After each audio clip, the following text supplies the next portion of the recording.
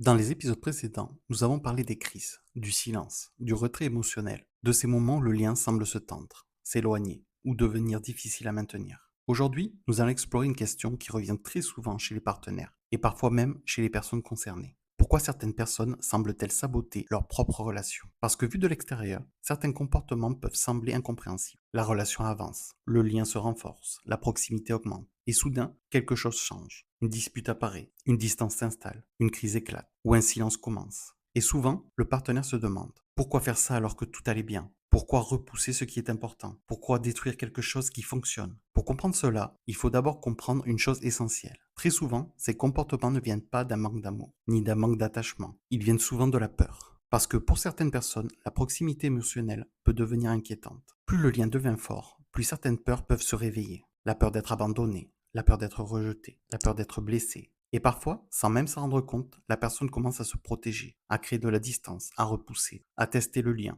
comme si une partie d'elle essayait de vérifier ce qui va se passer, comme si elle cherchait à anticiper une future souffrance. Parce que lorsqu'on a peur de perdre quelque chose, on peut parfois adopter des comportements qui finissent précisément par fragiliser le lien.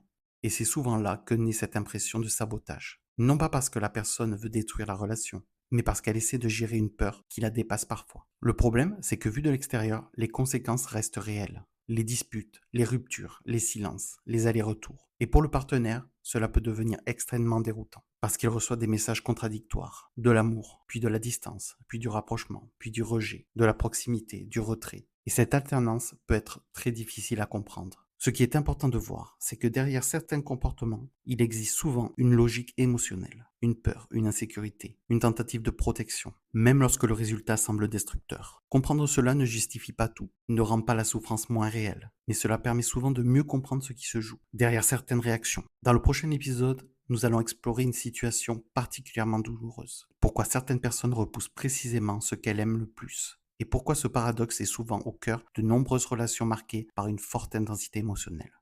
Merci d'être là. Si tu veux approfondir ces mécanismes, tu peux retrouver des articles, des témoignages et des ressources sur le site ensembleborderline.fr. À très bientôt pour le prochain épisode.